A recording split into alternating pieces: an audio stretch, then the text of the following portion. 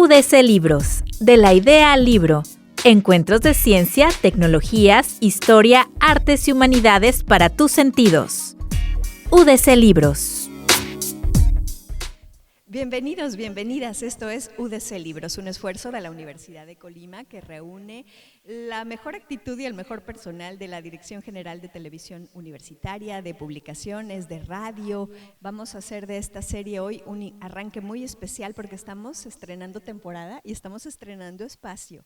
La agenda cultural Leer para Crecer en esta librería fabulosa que tiene nuestra institución a partir de hace realmente no mucho tiempo, pocas semanas, pero ya se está posicionando en el gusto de quien tiene ese afán por leer, por ser un individuo más preparado, más tolerante, más culto, pero también pasar un rato agradable, compartir y aprender de quienes están a veces frente a grupo, a veces frente a dependencias muy, muy importantes en la universidad. Mi nombre es Karina Robles y voy a conversar hoy muy contenta, muy honrada con dos personas a las que yo admiro muchísimo.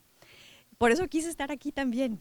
Jessica Romero, directora de la Facultad de Derecho, Oscar Javier Solorio, director de Vinculación, ambos investigadores, profesores, pero ambos me marcaron hace muchos años cuando los conocí en diferentes eventos por su pasión y su emoción al defender a los derechos humanos y a las personas, por ese gusto porque reconozcamos la propiedad intelectual de nuestras obras. Es una pasión tremenda que nos inspira y que hoy nos reúne para hablar del primer libro de la temporada. Ciudades inteligentes y sostenibles, garantizar la habitabilidad a través de los derechos humanos. Ciudades inteligentes, personas inteligentes, gobiernos inteligentes, administración inteligente, objetos inteligentes, multas inteligentes que llegan a nuestras casas. De todo eso vamos a hablar el día de hoy.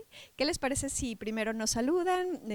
Pueden presentarse un poquito con lo que ustedes quieran compartir, no solo con quien hoy nos honra con su presencia, sino al auditorio de tantos medios universitarios.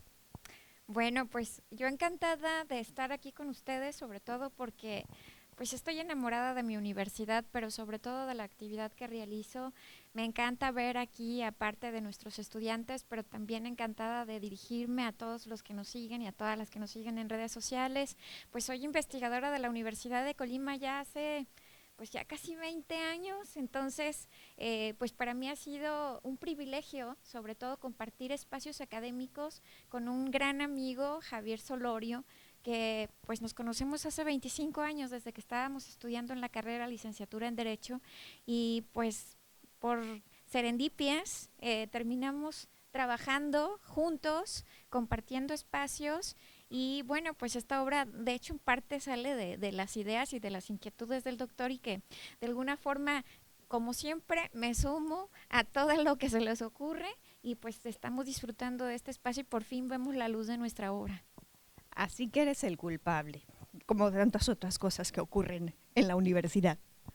Sí, bueno, primero yo quisiera agradecer no solamente a la universidad, sino también no se ve en cámara para los que nos siguen en la transmisión, pero también a los alumnos que están acá muy atentos, hasta se me hace extraño que estén tan atentos y pues poniendo mucha, pues con toda la disponibilidad de estar el día de hoy. Gracias por tomar algo de su tiempo, de su agenda de casi fin de semana y estar el día de hoy en este lanzamiento.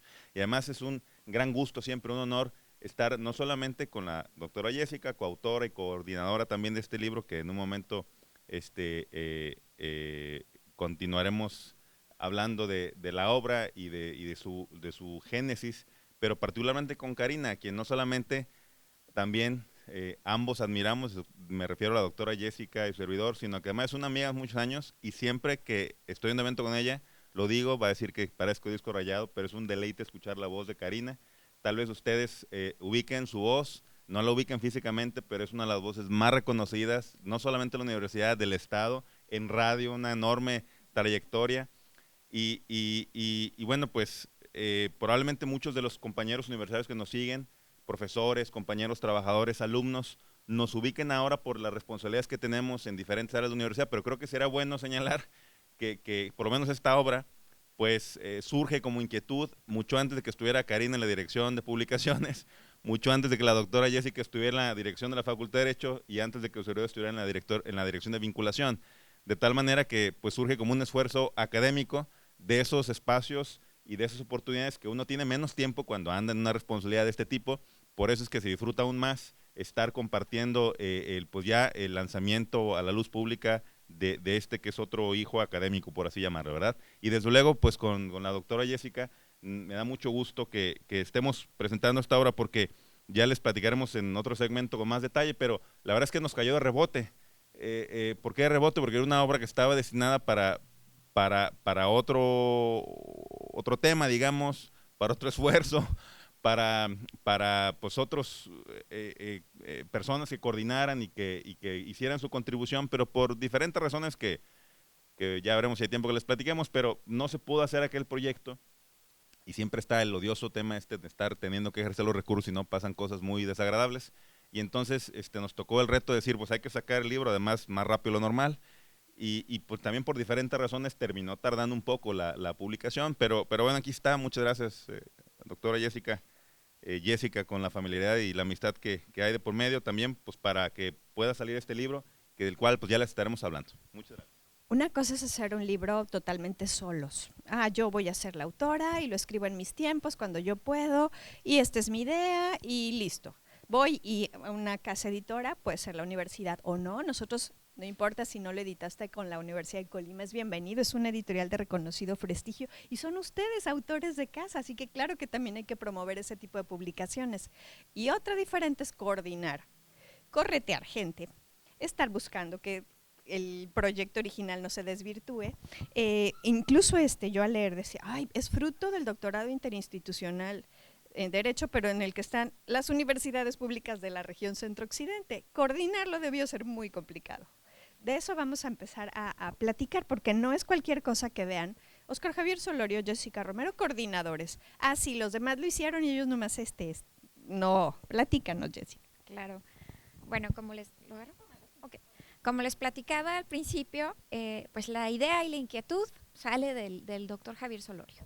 Y en ese momento, yo como responsable del programa del doctorado que incorpora 5 universidades del país, pues teníamos que buscar también evidencias, indicadores de los productos que estábamos generando.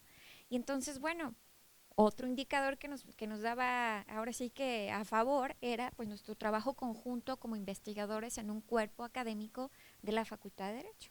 Entonces empezamos a desarrollar la idea. El doctor es muy bueno transmitiéndome las ideas y algo que hemos hecho durante muchos años ha sido esto. Él me transmite una idea, me pasa una primera versión, yo la complemento, la integro, se la comparto, la corrijo y entonces sale un primer proyecto ejecutivo. Ese proyecto ejecutivo pues es el que nos va marcando el eje conductor para poder definir a quiénes vamos a sumar para que nos sigan y no se salgan del objetivo general y respondan esas preguntas que nosotros estamos haciendo dentro del planteamiento. Entonces empezamos a trabajar así y la realidad es que fue tan complicado porque pues estos temas son demasiado especializados. Entonces encontrar a las y los investigadores que reunieran el perfil, pero además sumar a los investigadores en formación, en este entonces los doctorandos en Derecho, pues fue todavía más complicado. Y súmenle que justo nos agarró en medio de la pandemia. Entonces, todo lo que ya teníamos coordinado, muchas cosas se cancelaron, incluso la editorial original con la que íbamos a publicar se cierra. ¿Por qué? Porque no tenían los recursos, porque ya no tenían ahora sí que el capital para poder seguir trabajando y entonces pues había que desaparecer y eso fue lo que sucedió. Entonces fue un tema de autores, coautores, espérenme, ya hicimos la revisión, ya pasó el arbitraje, pero ahora no tenemos editorial. Entonces fue un esquema bien complicado y aunque como Karina dice, no está el escudo de la Universidad de Colima, no, es que implícitamente lo está, porque este es el escudo que representa la unión de las 5 universidades, entre ellas justamente la Universidad de Colima. Entonces, esto fue parte del digamos, vaivén de la primera parte de esta historia y en la que además efectivamente el doctor Javier y yo escribimos la introducción después de leer toda la información de todos nuestros autores y coautores, pero además ambos encabezamos los primeros capítulos. ¿Por qué? Porque yo escribo justamente con uno de mis estudiantes del doctorado y de licenciatura lo sumé en la investigación. Entonces, ustedes que son mis estudiantes y que son estudiantes del doctor y quienes nos siguen, que también en algún momento tienen intención de formarse, bueno, los investigadores también los vamos formando a la par y los enseñamos a que escriban junto con nosotros. En este caso, bueno, a mí me buscaban cierta información que yo les pedía y me ponía a hacer digamos, las veces de la lectura y de la escritura creativa, ¿no? Entonces era un ejercicio bien interesante y justamente ambos abrimos, nos toca escribir también y la parte más complicada pues es buscar el hilo conductor entre los capítulos que van siguiendo los ejes del protocolo ejecutivo para al final hacer el cierre, ¿no? Entonces, y bueno, ya les platicaré también algunas cosas porque pues también entre investigadores e investigadores hay egos y hay berrinches y hay caprichos y de pronto es que ya no me gustó cómo quedó aquí, ya no me gustó cómo escribiste esto, ¿por qué me agregas un resumen? ¿Por qué me incorporas esto? Entonces, de verdad que es una tarea divertida, pero al mismo tiempo llega un momento en el que dice uno, ay, ¿por qué me ando metiendo en esto, verdad? Pero la verdad que lo disfrutamos mucho. Hablemos de la carnita. Y antes de que piensen mal, me refiero a la sustancia del libro. ¿Por qué hablar de ciudades inteligentes? ¿Tenemos derecho a vivir en las ciudades, dejar los pueblos, dejar las zonas rurales? Porque en las ciudades es donde están las oportunidades, los estudios, los eventos culturales, las presentaciones de libros. Y hay derechos de verdad para todos y tenemos igualdad y me parece interesantísimo el libro, pero tenemos que hablar de esas aportaciones que a lo mejor son las más sustanciosas, Óscar, por el tiempo de que disponemos. Muchas gracias, Cari. Miren, yo quisiera poner el énfasis en un par de cosas. La primera de ellas es de que si ustedes se fijan, la mayoría de los libros en derecho, el título del libro hace referencia a la rama del derecho, o sea, es sobre derecho laboral, sobre derecho corporativo, derechos humanos. Y el título de este libro no hace referencia a eso, hace referencia al objeto de estudio, que evidentemente la mayoría de los que escribimos somos abogados y lo estudiamos, digamos, el fenómeno del tema a partir de la óptica de nuestra formación, pero está muy claro que el objeto de estudio es algo que no es la rama del derecho, sino es algo que tiene un tratamiento multidisciplinario, es decir, de diferentes ramas de derecho, incluso de otras ramas que no es del derecho. Eso es muy importante porque no hay muchos libros que hablen de derecho que tengan ese diseño. Y es muy importante porque, además, el objeto de estudio es un objeto de estudio que hoy en día resulta, cuando sale el libro a la luz, que se ha puesto de moda, pero cuando se planteó no estaba, fíjense, cuando se planteó el tema del libro era 2019, antes de la pandemia, y muy poca gente hablaba de ciudades inteligentes, pues. Tal vez era relevante aquí que un poco la inquietud del libro fue a partir de una misión que se hizo a España, particularmente a la localidad de Bilbao, que tiene, por cierto, todo una reconversión muy interesante. Era una ciudad que a finales de los 80s era una ciudad poco sucia, compleja en su parte urbanística, porque era una ciudad que dependía de su economía y su ingreso principalmente de acereras, de empresas que procesaban industria pesada, y conforme se hizo una liberalización económica de España, y España entró a la Unión Europea, toda esa industria o se movió o simplemente no fue viable, se movió probablemente fuera de Europa, fuera de España. Entonces, digamos que no solamente buena parte de la actividad económica, es como si de repente Colima se fuera, digamos, Peña Colorada, por poner un ejemplo, o se fuera, digamos, buena parte de la actividad del puerto en Manzanillo. Pero lo que hicieron fue reconvertir toda esta parte del río, donde estaban las acereras, en lo que hoy en día es un atractivo turístico muy grande, y una ciudad relativamente pequeña, porque Bilbao es pequeño, pusieron uno de los museos más importantes de España y de Europa, que es el Museo Guggenheim, que por cierto es un museo muy bonito. Si los que están ahora mismo aquí presentes o siguiéndose en la transmisión lo googlean, pues es un museo muy peculiar, con formas muy padrísimas así, fue muy interesante la manera como reconvirtieron la ciudad y la identidad de la ciudad, y justamente fue una identidad que pone a Bilbao en el firmamento, digamos, de lo que sería una ciudad del conocimiento, con todo lo que implica, promoviendo la educación, la ciencia, la cultura, la innovación, la transferencia de conocimiento, y fue una manera muy interesante de reconvertirse. Y creo que a la distancia, no solamente cuando surge la idea en 2019, sino ahora con todos los retos que atravesamos como ciudad en el país y concretamente en Colima, creo que es un aprendizaje aún más valioso y una dimensión del mensaje que puede tener el libro que ni siquiera nosotros lo advertimos cuando pensamos escribir en ello. Pero no solamente eso, sino durante el tiempo que estuve escribiendo ese libro, pues nos enfrentamos a la pandemia. Y tendríamos que decirle que varios capítulos, incluyendo el que escribió un servidor, tuvimos que cambiar algunas cosas. no solamente algunos datos, porque demoró un poquito más, también por la pandemia, la publicación, sino que algunos planteamientos resulta ser que rápidamente cambiaron los datos y cambiaron no solamente porque obviamente había pasado un año, había que actualizar, sino que la tendencia cambió de manera muy radical a partir de la pandemia.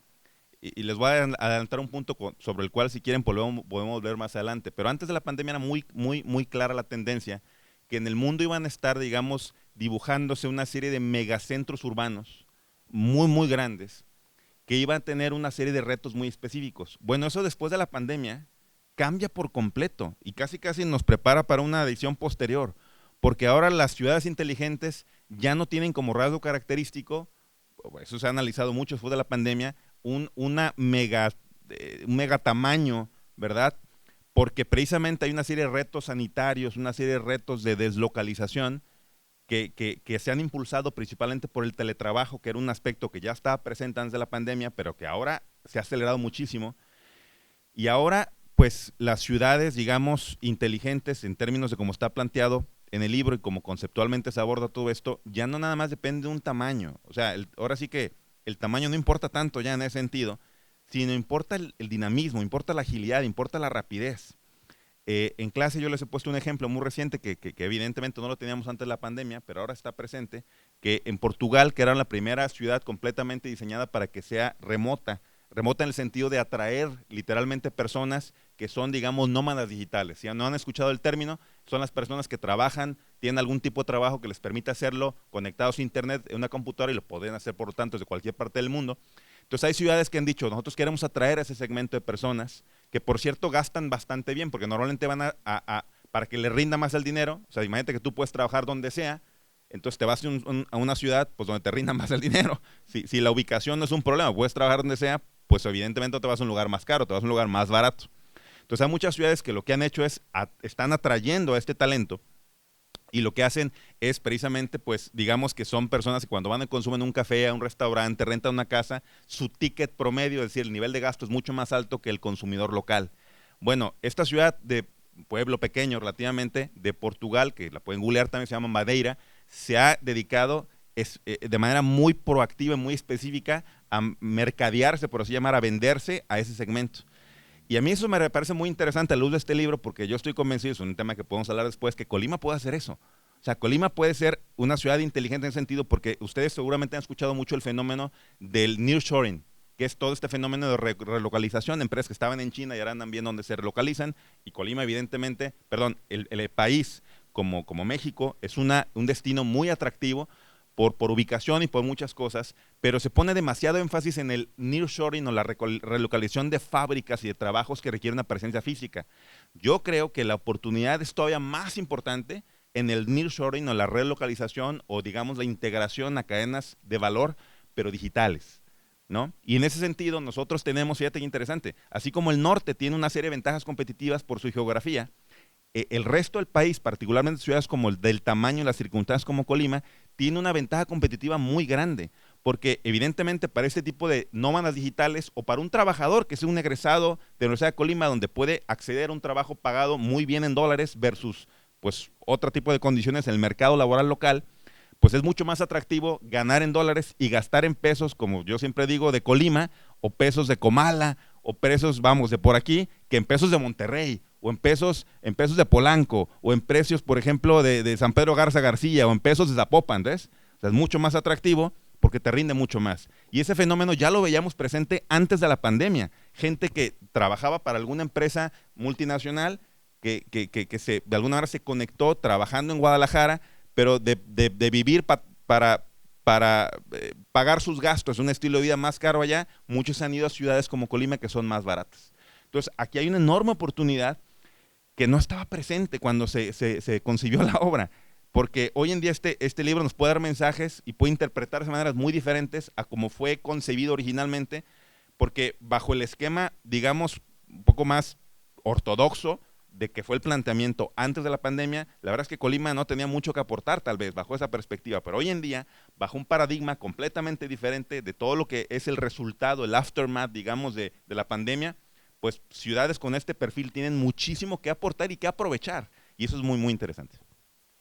Lo es porque también muchas veces quienes no somos expertos en derecho, cuando nos dicen ciudades inteligentes, pues nos remitimos a un transporte público súper eficiente, ecológico, moderno, automatizado, que te llegue la multa efectivamente a tu casa porque hay cámaras y todo está, el que vayas y saques tu acta de nacimiento por internet, el gobierno, etcétera, etcétera, etcétera. Y rara vez lo relacionamos con los derechos humanos, que es tu otra gran trinchera, creo, querida Jessica. Sí, vámonos todos a aprovechar estas ventajas, vámonos a Madeira, vámonos a Comala, sí, pero ¿bajo qué circunstancias? Y hablemos también de eso. Justamente haciendo referencia a todos estos elementos que decía el doctor al principio. Bueno, era la concentración de ciudades que tuvieran algunas especificaciones respecto de algunos indicadores muy particulares, pero la realidad es que justo esta desconcentración se empieza a dar y entonces es algo que el derecho ya lo tenía previsto desde hace 30 años en el ámbito de los asentamientos humanos. Entonces, cuando se habla del derecho a la ciudad, que de hecho no está en el catálogo de los derechos humanos que están previstos en la Declaración Universal, sino es parte del otro catálogo que son estos derechos humanos emergentes que están surgiendo justamente de grupos que se integran y de asociaciones civiles que encuentran como alternativas otras opciones para poder cumplir con el proyecto más importante que es justamente la calidad de vida. Entonces el derecho a la ciudad nos habla justamente esto, ¿no? Todas las personas como seres humanos pues tenemos derecho a vivir en espacios en donde podamos cumplir con ese proyecto de vida y tengamos a nuestro alcance bajo diferentes medios, incluyendo el tecnológico, todos esos elementos que nos permiten satisfacer nuestras necesidades fundamentales. Desde si decido trabajar desde mi casa con el ejemplo del teletrabajo o desde que si decido estudiar en línea porque no tengo oportunidad de salir fuera o porque decido estar en el ámbito presencial pero aprovechar todas las tecnologías que el entorno me ofrece, porque de alguna manera cuando se habla del derecho humano en la ciudad estamos englobando los tres básicos elementos que ahorita, por ejemplo, los objetivos de desarrollo sostenible nos los están recordando todo el tiempo. De hecho, cuando hablamos de los objetivos de desarrollo sostenible, pues hacemos referencia a ciudades sostenibles, pero es que en realidad lo sostenible es esta combinación que se está dando entre el elemento humano, las personas, incluso le llaman los animales, que son los humanos, en otra categorización que también se incorporan, la tecnología con el elemento material, pero también el elemento ambiental, ¿no? ¿Qué tanto influye el medio ambiente, ya sea naturaleza, pero también el entorno, cómo se va construyendo y cómo se va organizando?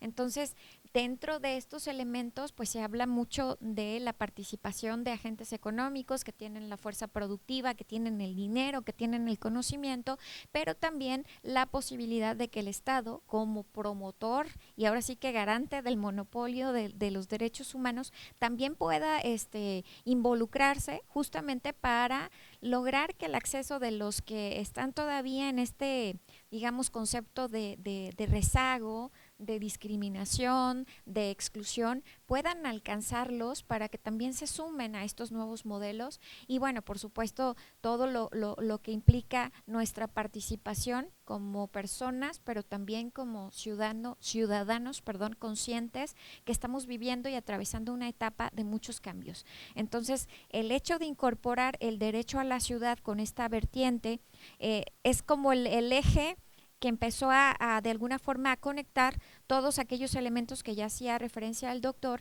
y que además también los tomamos desde el sustento epistemológico, tomando como referencia la famosa rueda, ¿no? La famosa rueda de Boyd-Cohen, en donde justamente se hablan de estos elementos, cómo se integra la economía, la gobernanza, la misma ciudadanía a través de las personas, todos los elementos que tienen que ver con la alimentación, con la agricultura, con la vivienda, con la comunicación incluso, porque también el tema de saber comunicar y difundir ideas tiene mucho que ver con este ejercicio de materializar nuestro derecho humano a la ciudad. Entonces son muchos elementos bien atractivos que creo que desde la forma en la que lo fuimos redactando y adecuando el mensaje, porque también uno de los grandes elementos que nos marcaban a nosotros los investigadores y que fue parte del cambio, que ahí sí debo decir que me tocó mucho meter mano, porque nos pedían: el lenguaje científico, técnico es excluyente, eso no es derechos humanos. Entonces vamos buscando sinónimos para que lo que se está escribiendo no sea tan técnico. Entonces ahí sí mi labor, que de alguna forma sí digo mi labor, porque el doctor ya estaba muy ocupado en ese momento, fue leer capítulo por capítulo y entonces estarles marcando a mis autores: dime una forma más sencilla de entender o de interpretar, déjalo, pero entonces ponme es decir, queremos expresar, vaya, para poder acercar esta información que en algunos elementos es técnica por el derecho, pero en otros también es técnica por los elementos tecnológicos. De hecho, el capítulo del doctor es muy tecnológico, ¿no? El tema disruptivo y todos estos elementos que a veces nos cuestan más trabajo, el tema económico, el tema agrícola, agroalimentario, incluso el tema ambiental, ¿no? Que son los elementos que principalmente están dentro de estos aspectos y que todos tienen que ver con la materialización de derechos humanos y de derechos humanos que están dentro del entorno de ese derecho humano a vivir en una ciudad que nos satisfaga y que cumpla con todas las condiciones para nosotros cumplir con nuestro proyecto de vida y tener calidad de vida. Antes de decirle a la gente por qué tiene que comprar este libro, por qué tiene que leerlo, por qué tiene que pedirlo regalado, no lo sé. Vamos a hablar de eso que no es tan bonito. Creo que es una cita que viene en tu capítulo, Oscar Javier, atribuida a Vargas Llosa seguramente, cuando lo legal es un privilegio exclusivo de los acomodados, lo ilegal es lo único que les queda a quienes no tienen estos privilegios. También en las ciudades inteligentes no van a ser la solución a todos nuestros problemas, por mucho y que en 2050 vayamos a ser casi 2/3 partes de la población mundial en ciudades. Y también ustedes se dice por ahí, nos mueven el tapete al respecto. Sí, mira, sí lo leyó, Cari, qué bárbaro, en efecto. Miren, no les vamos a spoilear el libro para que lo puedan conseguir en las diferentes modalidades que hay, porque además hay en varios formatos, ahorita les platicamos de eso. Pero miren, tu pregunta, que ahora regresamos, tendría que explicar previamente un elemento importante. Primero es que, concretamente ese capítulo, digo el libro en su conjunto, pero ese capítulo, digo, no voy a decir el título del capítulo completo, pero hace referencia a temas de inteligencia artificial. Entonces, así como de repente el libro, pusimos sobre la mesa una serie de temas antes de la pandemia y que se volvieron muy relevantes después de la pandemia, yo sé que hoy en día inteligencia artificial está en la boca de todo el mundo por ChatGPT particularmente y otro tipo de tecnologías similares, pero esto fue escrito antes, habría que aclarar que fue escrito pues varios meses, si no es que más de un año antes de ChatGPT, que salió en octubre del año pasado, se popularizó a inicio de este año. Y es muy interesante porque hay un análisis que ahora que antier estaba volviendo a leer el capítulo, porque evidentemente uno lo escribe, lo deja de ver algún tiempo y luego como que te tienes que volver a familiarizar con lo mismo que tú escribiste hace un tiempo.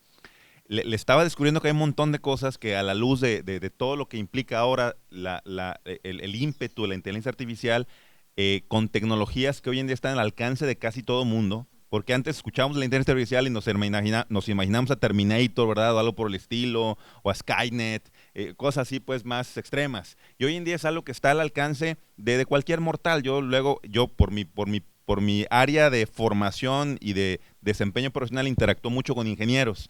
Y luego yo mismo me pongo, como paréntesis, ahora estoy aprendiendo a hacer una programación de low code, no code sobre chatbots. Muy interesante. Y de repente tengo algunos diálogos con ingenieros. Una manera que luego los ingenieros con los que he platicado y he tenido este diálogo me estarán viendo, no vamos a decir nombres, pero los hago mucho enojar porque les digo, ¿cómo que no se puede hacer? Si hasta un abogado lo puede hacer. Y, se me enojan un poco porque evidentemente que es algo que hoy en día está al alcance casi todo mundo. Las tecnologías como ChatGPT son enormes, por cierto, es un enorme reto para las instituciones educativas también. Pero dicho sea paso, sería un error pues cerrarnos a ellos, sino hay que aprender a aprovecharlas como institución y enseñar también a los que se están formando en las aulas a que las aprovechen, porque van a ser un elemento indispensable para su desempeño profesional una vez que estén en el mercado laboral. Pero insisto, perdón que lo haga, con que todo este análisis fue antes del gran ímpetu y el gran interés que hoy en día ha despertado ChatGPT. Y eso se liga con otro tema que es la parte del papel que tiene el emprendimiento, fíjate, como elemento de disrupción o de destrucción creativa. Decía hace rato la doctora Jessica, disrupción o de destrucción creativa. Digamos que el alcance de por qué ese término y cómo se hace este proceso, pues a lo mejor rebasa el alcance de esta charla y para eso habría que acceder al libro, ¿verdad? Y leerlo. Pero si me permiten insistir en este punto, a veces se piensa, y con eso regreso a la inquietud, cuando se piensa que lo más importante de una ciudad inteligente, pues es la tecnología, son los fierros, son las tecnologías de información y comunicación, y no es así, porque fíjate que detrás del concepto y todo lo que está alrededor de la ciudad inteligente, en esencia una ciudad inteligente es una estrategia muy macro de lo que a nivel más pequeño llamamos transformación digital. Y el reto de la transformación digital es algo que está presente en la vida cotidiana de todos nosotros y en la vida de cualquier organización, pequeña, mediana o grande, como es por ejemplo un pequeño negocio que se enfrenta a querer vender por internet, y se enfrenta a la competencia, o una institución como la Universidad de Colima, que también tiene que adoptar una serie de estrategias de transformación digital. Y varios amigos, compañeros universitarios me han escuchado insistir mucho en esto, que lo más importante, lo más importante de una estrategia de transformación digital no es la tecnología, eso va en último lugar.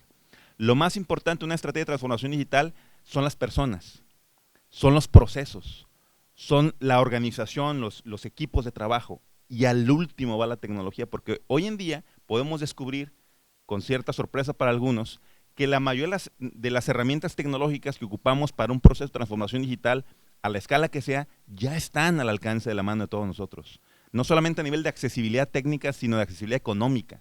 Hoy en día hay muchas herramientas, incluso gratuitas o muy accesibles económicamente, y realmente no es el talón de Aquiles, pues, para un proceso de transformación digital. Lo más importante es esto que estamos hablando, que tiene que ver con las personas, que se reduzca el mindset, que hay que cambiar en las personas y las organizaciones.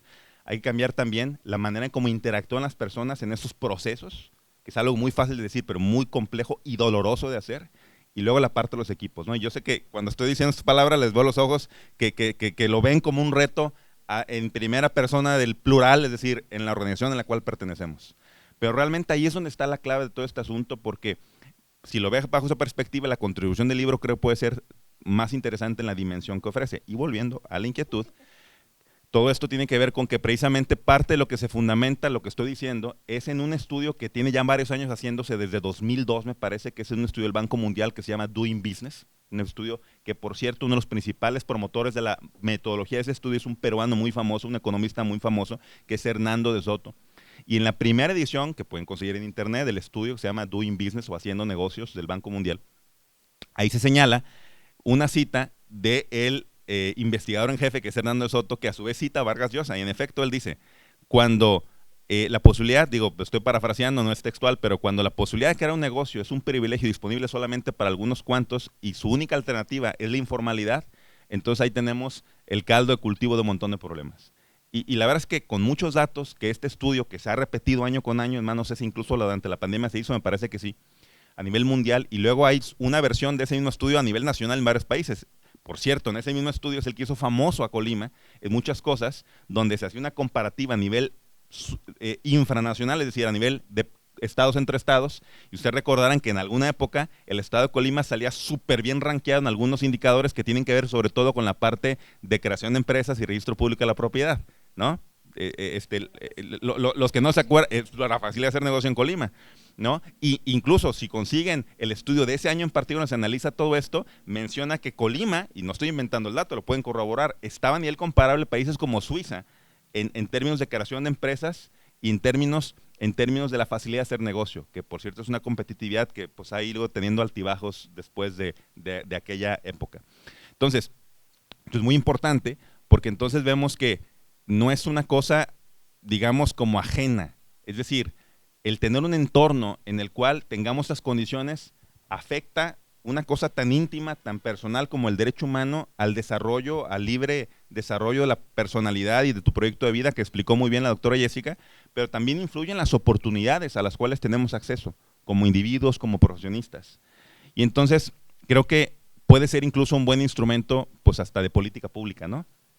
Para quien esté escuchando por allá, lo invitamos a que lo revise y lo lea, y evidentemente que los autores, incluyendo a los presentes aquí, estaremos con mucho gusto participar en la construcción de políticas públicas al respecto. Me parece muy bien. Vamos a aprovechar que ya empezamos a vender el libro para que Jessica nos comentes quiénes deberían tenerlo, quiénes deben buscarlo, quiénes lo van a disfrutar, y si no lo van a disfrutar, ¿a quién les va a servir en su ejercicio profesional probablemente?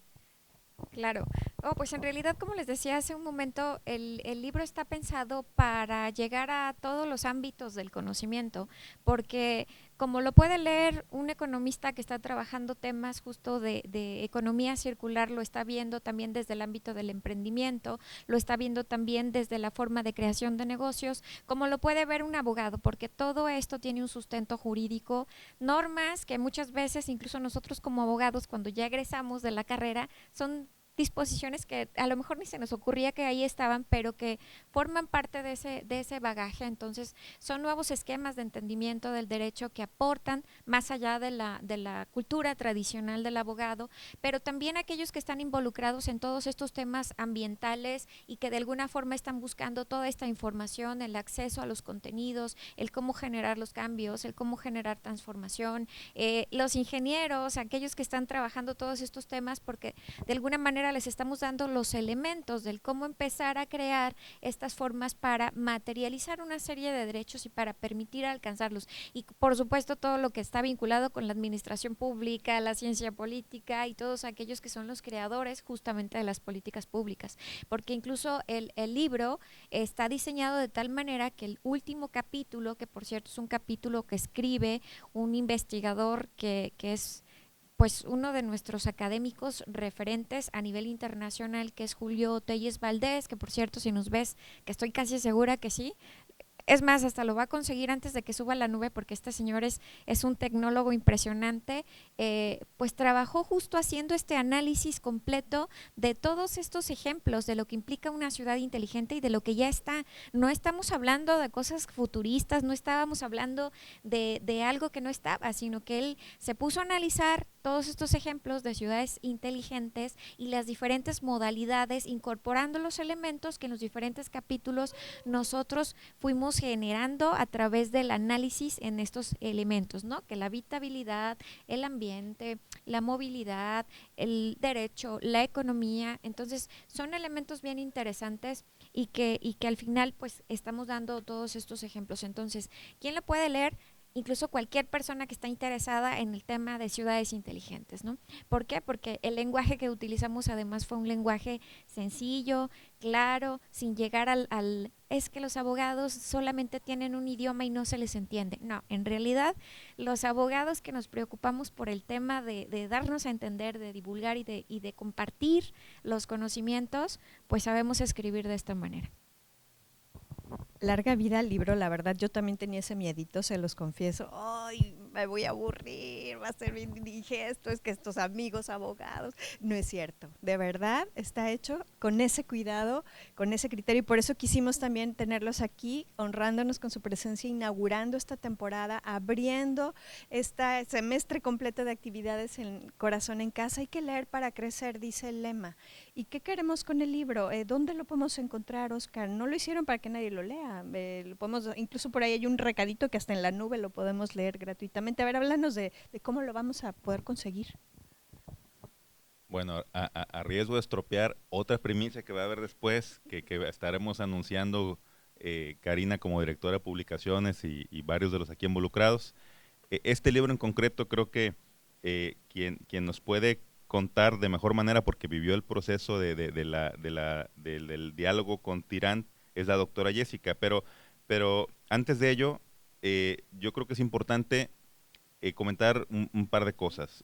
No solamente que es un esfuerzo con esa, digamos, escrupulosidad académica con la que actúa la doctora Jessica en sus actividades de este tipo, donde no solamente hay autores de muy buena calidad, sino que además se tuvo cuidado que hubiera autores del doctorado internacional, porque hay que cumplir con indicadores, ¿verdad?, que alumnos, profesores y un compañero también extranjero que es Fernando Barrio, que te mando un saludo, Fernando, si nos ves, ya que se transmita esto, al doctor Julio Telles, que por cierto también ahora tiene una relación pues, ahora más cercana con la institución a nivel académico, que diferente a cuando se planteó este libro. Pero todo eso, bueno, pues conlleva que hay una serie, digamos, de optimizaciones, por así llamarle, porque pues obviamente si se va a hacer el esfuerzo, pues lo mejor es que cumpla con la mayoría de los indicadores, pues que finalmente como institución tenemos que rendir cuentas en todo eso. Pero más allá de los indicadores, fíjate que hay otro impacto muy importante y hay una paradoja muy interesante. Un libro en muchos sentidos es como un hijo académico, pero la paradoja es que para contribuir a un libro que viene siendo como un hijo académico, tienes que quitarle tiempo a tus hijos reales. Y en mi caso me tocó quitarle algunos fines de semana y tiempo a mi hija Victoria, que está por acá, a mi hija Valeria, que seguramente estará en línea porque ahora mismo está en Ciudad de México y verá esto ya que se transmita. Así es que de alguna manera están muy presentes ellas porque el tiempo que se les quita a ellas pues da en su lugar el nacimiento de un hijo académico también como es esta obra.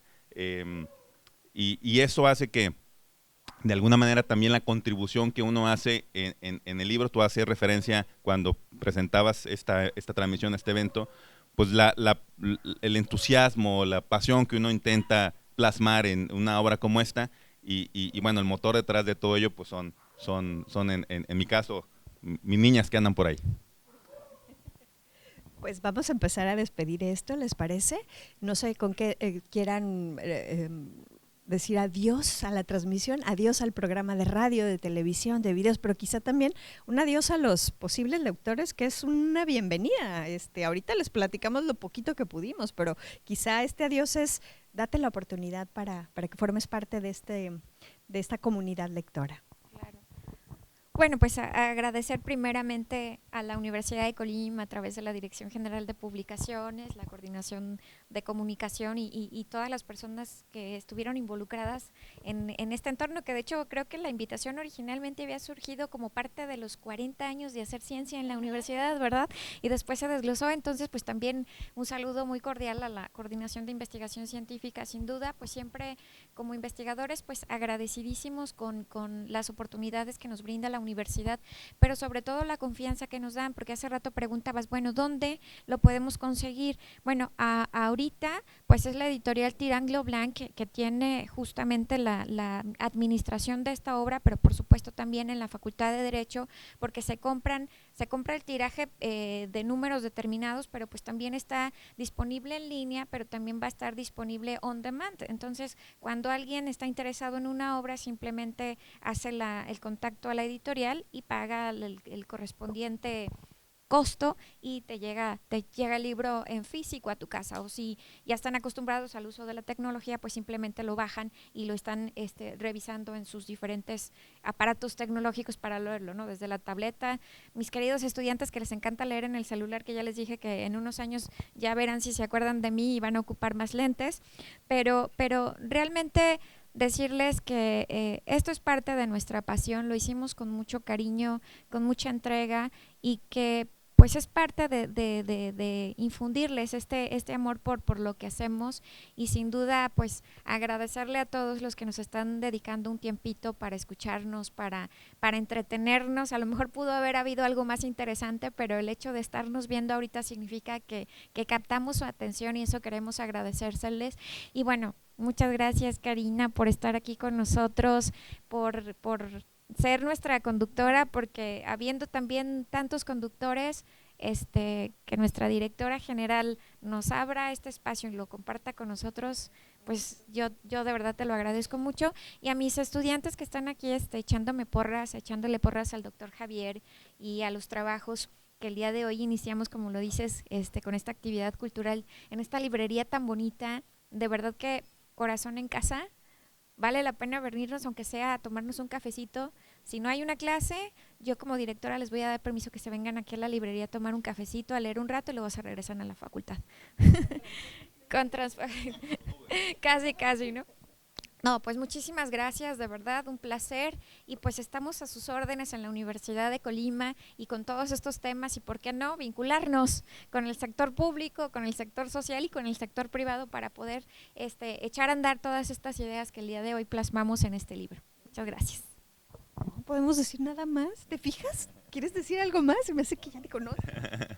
No, pues muchas gracias a todos, desde luego agradecer a toda la institución, al rector, porque también este tipo de actividades se enmarcan en los ejes que tiene la agenda rectoral y la institución, pero además de eso, porque hay un equipo de trabajo pues a todo dar, muy capaz, muy entusiasmado de todas sus actividades, como es tu caso, Karina. Muchas gracias por tomarte el tiempo de venir a esta presentación. Además, con la manera como preguntas las cosas y llevas el evento, es una delicia participar. Yo espero que al menos los que estén aquí presentes y los que nos sigan la transmisión lo hayan disfrutado tanto como me parece que la doctora Jessica y tu servidor han disfrutado de esta presentación de este libro. Pero sobre todo agradecer a todos ustedes quienes se den la oportunidad de leer la obra y pues aprovechar lo que se ha contribuido en ella los que participamos. Muchas gracias. Gracias a ustedes, gracias por acompañarnos, a Mario Ramírez, a José Gómez Navarrete y Sibel Laguerene de Televisión Universitaria, Claudia Díaz, Saraí Ramírez Buelvas de Publicaciones, Alejandro González y la gente de Universo 94.9 que siempre nos está apoyando. Gracias a todos y cada uno de ustedes. Aquí despedimos esta transmisión, esta primera presentación de UDC Libros desde Corazón en Casa, y nos quedamos para compartir algunos obsequios con quienes se tomaron además el tiempo de venir a acompañarnos en persona, porque bien que mal, lo presencial también todavía se disfruta. Hasta pronto. UDC Libros es una coproducción entre las direcciones de Publicaciones, Radio y Televisión Universitaria, como parte del programa de difusión y promoción de la lectura. Te esperamos en la próxima edición de UDC Libros, de la idea al libro.